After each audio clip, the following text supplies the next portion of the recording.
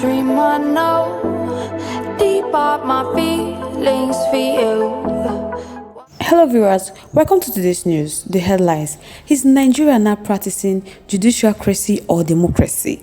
But guys, before we comment fully with this news, I would like to introduce you to this channel. Welcome to Reality Latest Gist, your home of news and politics. Thank you all so much for joining us on today's news. If this is your first time of watching, please do us a favor to like and subscribe and also share. But don't forget to turn the notification bell to get notified when next we drop our video, because I'm sure you don't want to miss out the trending and latest news happening on social media. You can send in your comments and keep the conversation lively in our comment section. To all our amazing subscribers, thank you all so much for joining us. To all our viewers, feel relaxed, enjoy and stay connected. The survivor of true justice is the survivor of any nations. The current election petition tribunal and court of appeal judgment in some of the election petition is what most analysts have described as tsunami, as some of the judicial rulings have put many Nigerians in doubt whether to pursue legal matters or not. This is why Mr. Jubri Okutepe-San bluntly said that from some decision emerging from the court, there is no need to seek electoral justice in Nigeria court or tribunal anymore, because nothing you will do that the judiciary system will not find fault in it. This system coming from our court shows that election or selection in 2027 will be war. Yes, winning at all costs without regard to democratic Well, it could be debated that the days of judicial prudence and respect, including fear of God, is gone because of the loss of confidence and sanctity in the discharge of justice by the courts, which many have seen to be hanging in disguise of tactics rather than, substantive evidence. We could remember the likes of late jurist Justice Nikki Toby, Justice Chukwudifo Oputa, among others, that gave the country confidence of justice without technicality. They were equal to task without being biased. I am sure that if the dead could rise and talk, the ghosts of the likes of Oputa Toby would have protested most of our court ruling on election and other legal matters. Just as most Nigerians are totally losing faith in the judiciary, retired Supreme Court justice in their various valedictory services have further indicted the judiciary their own perfection, particularly the revelation given by retired Justice Elèĉťion Mohammed, when he said that the judiciary is something else, while he also accused the Chief Justice of Nigeria, Justice Olukayode Ariwoola, of abusing power.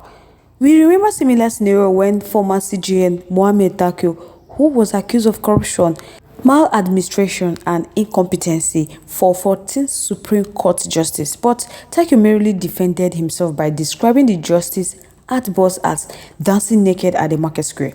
In the end, Justice Takio was never probed. Rather, he quickly resigned on June 27, 2023, citing ill health, whereas former CJN Walter, whom he took over from, was hastily tired and removed on a controversial allegation against him by federal government led by former President Muhammadu Buhari, Attorney General and Minister of Justice, Mr. Abubakar Malami, as both the Nigeria Judiciary Council and the Code of Conduct Tribunal found the CJN guilty. Walter resigned on April 18, 2019 and was barred from holding public office for 10 years, whereas the grievous allegation of corruption against Takio was put in dustbin as he went home with fat accounts under same former President Muhammadu Buhari, whose regime was a cost to Nigeria and by extension to humanity. Yes, a nation without men of integrity, honesty and equity can never see the light of development. Some of the judicial pronouncements, especially on the 2023 election, has generated controversies. Now that former President Olusegun Obasanjo has expressed serious concern on what he called radical ruling against the spirit of democracy. This was after the Court of Appeal sacked 4 governors: Dauda Lawal of Zamfara State PDP, Kabir Yusuf of Kano State NNPP, Caleb Mutuang of Plateau State PDP, and Engineer RI0USLY of Nasarawa State APC, which Court of Appeal restored his mandate few days ago. This is not all. Many lawmakers have been sacked from their seats by the courts across the country. Just yesterday, there was protest in Kano and Nasarawa states against this judgment. Should the judiciary continue in this trend every 4 years in deciding our leaders after election? Should Inec continue to join hands in defending legality or remain neutral? If not, then we should be ready for war in 2027. Honestly, this was why Chief Olusegun Obasanjo questioned the validity of democracy, and he wondered why the judiciary has taken center stage rather than the will of the people.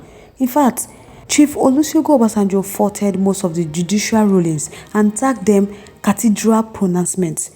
Olusegun Obasanjo spoke at a high-level consultation on rethinking Western liberal democracy in Africa held at Green Resorts Legacy in Abeokuta, Ogun State capital.